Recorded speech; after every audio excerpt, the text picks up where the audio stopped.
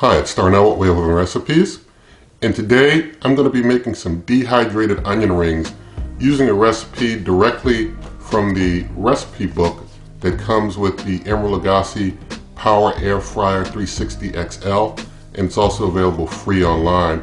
But we're going to get started with those dehydrated onion rings right now, see if this recipe turns out the way it should. It's a long dehydration process, so we're going to get started with this one right away, nice and early. Okay, so for this dehydrated onions recipe, I've got myself 2 large white onions, and basically I have more than one of those crisper trays. I bought extra, but in the recipe it mentions to use like 1 crisper tray and one of the pizza racks and put the onions over those, but it's going to be a lot easier to use the crisper tray, so I'm going to use 2, maybe 3. I have a third if I need it of these crisper trays, and going to be having them basically on what is like level 5 and level 2. Basically, this is the second rack holder up and the third rack holder up is where they're going to be. If I need to use my third crisper tray, then I'll put that probably up on the highest level there. But with Dehydrate, remember that basically the heating elements on the top are used alone, the heating elements on the bottom are not used, and the fan is used as well. So going to first of all get these chopped basically lengthwise to, slice them so that they're in ring form. And you're supposed to cut them basically 1/4 inch in width. So I'm going to just basically get these onions cut.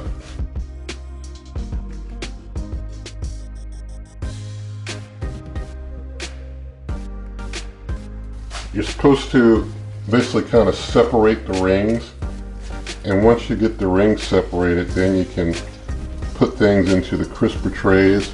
So like you have these individual rings, you can lay them out, and they're like, big ring, little ring, set them out.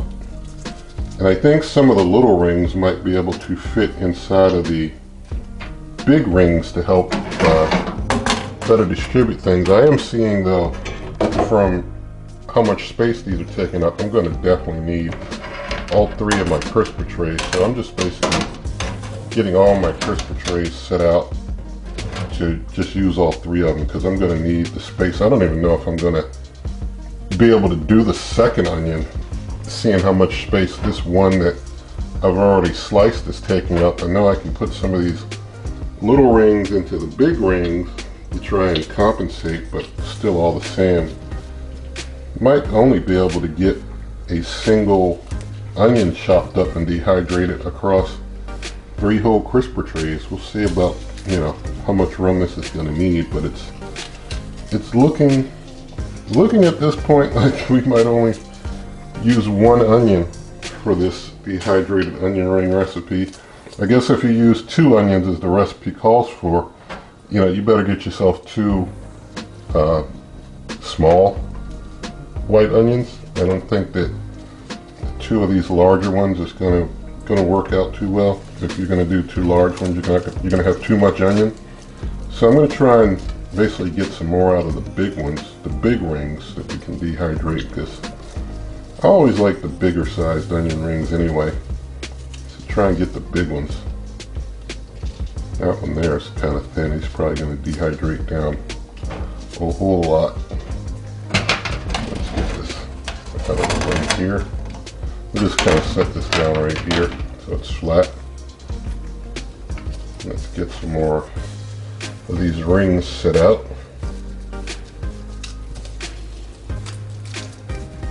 And so there, and you can, let me know in a comment about your thoughts about onions and how you feel about them.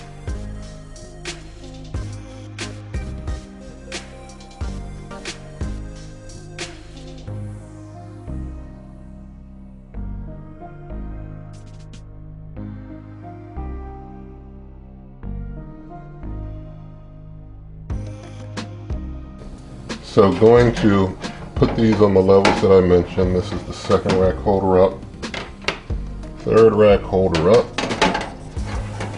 and we're even going to have to use the highest, which was not one that was in the recipe to use, but we've got so many, I'm going to use it.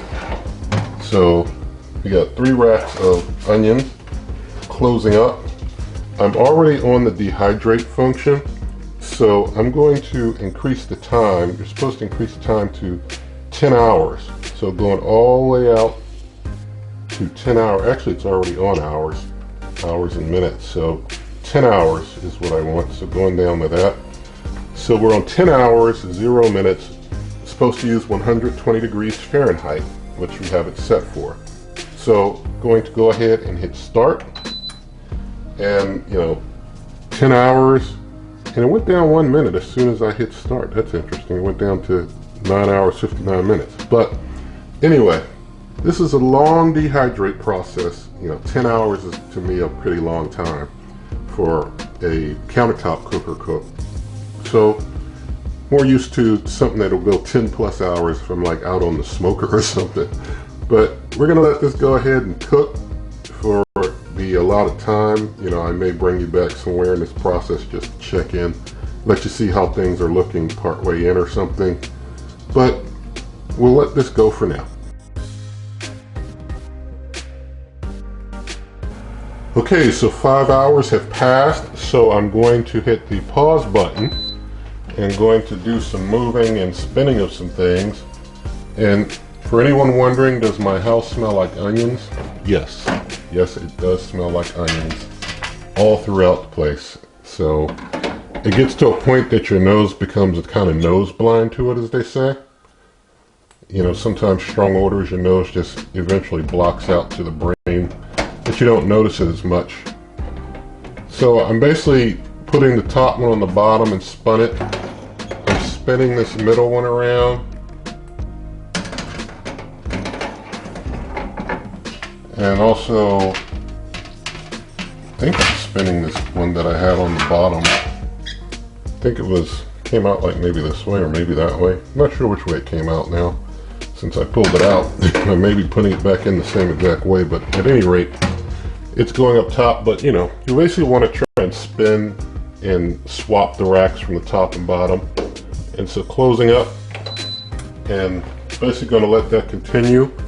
And you can see things really aren't very dehydrated very much yet, but we'll see in the next 5 hours how things look. And I think regardless of how I have that one that I put up top spun, I think it's going to be okay. So I'll bring you on back. Okay, so we're basically into the final minutes of what has been 10 hours of dehydration now. Things don't look to be very well dehydrated for onions for me. So I'm going to basically do another swapping of the racks, and I'm going to basically add in more time. So going to hit pause here. You see it's just like 3 minutes left. So pausing, I'm gonna pull out, and you can see, they're dehydrating some, but they're still kind of moist. And so they're not far enough along for me for dehydrating the onions. So I just got that one turned around the way I need to stick it in. I'm just going to flip this one around. This is going back on the bottom. I'll just leave the one in the middle where it's at. Just spin it around. You see this one here, looks like this one here is getting really well dehydrated. I guess that one's a thinner one. That one's still soggy. So, and this isn't hot. I mean, at 120, the racks don't get very hot. You can, after a moment, go ahead and touch them with your free hand and probably be okay. And closing up here and going to up the time. I'm going to add another 4 hours. Well, it won't let me do like 4 hours and some minutes, so just another 4 hours. So basically it'll be 10 hours total when this is all said and done. So I'm going to let these go for another 4 hours and see what we get out of it, and I'll bring you on back.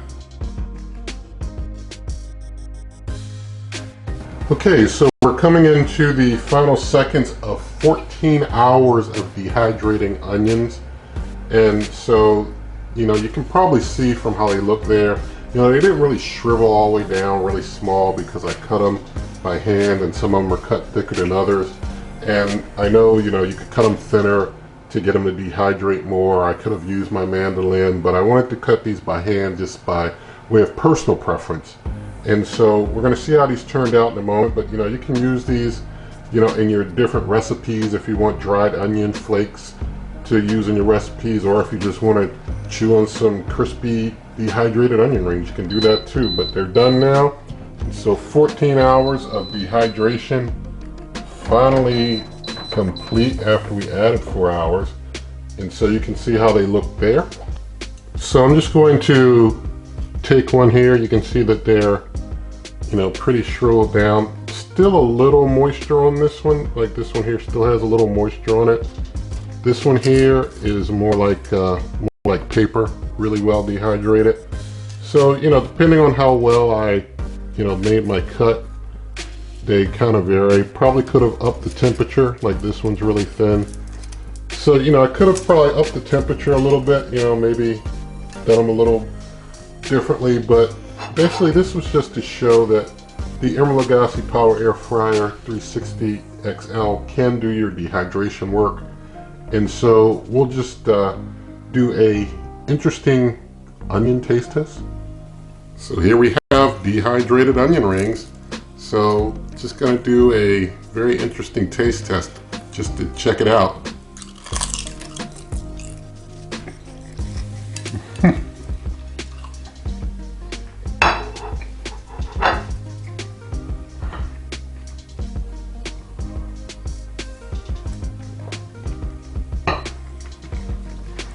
All right, tastes like onions. So basically you can, you know, crunch that up, put it in whatever you want, or just have your dried onions and whatever you want to have some dried onions in. But the Emeril Lagasse Air Fryer 360 can do it. It can air fry, it can bake, it can dehydrate, it can do everything, and it's large, so it can do more of it than most any cooker out there I can think of, because they've got things positioned and set up inside of there so that you can use like 3 crisper trays at the same time. So you're going to be able to do a whole bunch at one time, or whatever you want to do. And so, you know, I've got other cooks on this channel doing dehydrated bananas and strawberries and other things of that sort. So, you know, there's plenty of other material on this channel already dehydrating other things. But now you got to see onions. So you be able to get this from Emeril, this recipe, and so I'll link to it in the video description. Also in the video description will be a referral link to get the regular size version of this cooker. I will say, and I want to mention, the process of dehydration was very quiet with this cooker, with the XL. Super quiet. With the regular size 360 that I had used before, and I've got videos of that, dehydration was very loud. The dehydration was very loud, annoying loud.